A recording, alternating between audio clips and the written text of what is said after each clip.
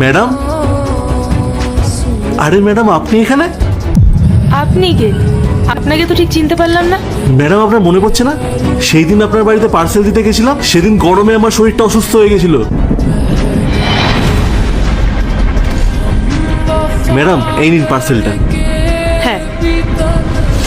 আরে দাদা, কি হলো আপনার? ঠিক আছেন আপনি? হ্যাঁ, আসলে বাইরে অনেক রোদ তো, টানা কাজ করছিলাম, তাই মাথাটা হঠাৎ ঘুরে গেল। আচ্ছা ঠিক আছে, আপনি ভেতরে আসুন, বসুন। না না ম্যাডাম, ঠিক আছে। দেখুন দাদা, আপনি আর একটা কথাও বলবেন না, ভেতরে এসে বসে একটু জল খান, তারপরে যাবেন। আসুন, রেস্ট নিন। রাহুল, তাড়াতাড়ি এক গ্লাস জল নিয়ে এসো তো। এ নাও, জলটা খাও।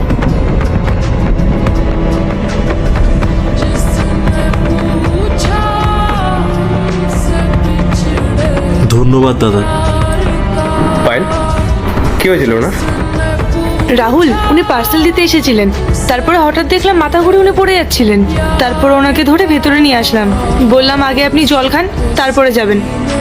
হঠাৎ আপনার এরকম কেন হলো? শরীর খারাপ? এরপর কি হলো সেটা দেখার আগে এই দুটি ছবির মধ্যে যে কোনো একটি ছবিকে ভালোবেসে থাকলে ভিডিওতে লাইক করে চ্যানেলটা সাবস্ক্রাইব করে দাও। আর যদি না করো তাহলে আমি বলবো তোমরা ছবি দুটোকে ভালোবাসো না, আর কমেন্টে লিখে যাও আমিন। আসলে বাইরে প্রচন্ড গরম তো, আর সকাল থেকে খালি পেটে ঘুরছিলাম, কাজের চাপে কিছু খাওয়াও হয়নি, খালি পেটে রোদে রোদে ঘুরছিলাম তো, তাই হয়তো মাথাটা একটু ঘুরিয়ে গেছে। বাহ, আপনি সবার ঘরে খাবার পৌঁছে দিচ্ছেন, আপনার নিজেরই খাওয়ার কোনো সময় নেই। দেখুন, কাজের চাপ তো থাকবেই, কিন্তু নিজের খেয়াল না রাখলে কাজটা করবেন কি করে? আরে আপনার যদি শরীর খারাপ হয়ে যেত তাহলে তো একটা অঘটন ঘটতে পারতো। আরে সঙ্গে তো একটু জল রাখতে পারেন, আর যদি জল না থাকে তাহলে তো কোনো বাড়ির থেকে চেয়ে নিতে পারেন। রাহুল ঠিকই বলেছে। দাদা, আপনি জলের কথা বলছেন? আমাদের মতো মানুষদের রাস্তায় খুব কথা শুনতে হয়, আর জল চাইলে আমাদের মুখের ওপরেই কথা শোনায়, আর সেখানে তো ঘরে বসানো তো স্বপ্ন। আসলে দাদা আমি জল নিয়েই ঘুরি, কিন্তু আজকে আনতে ভুলে গেছি। পায়েল, একটা ভালো জলের বোতল নিয়ে এসো তো। ঠিক আছে, আমি এক্ষুনি আনছি। না না ম্যাডাম, তার কোনো দরকার নেই, আপনারা আমার জন্য যা করলেন সেইটুকুই অনেক, জলের বোতল আর লাগবে না।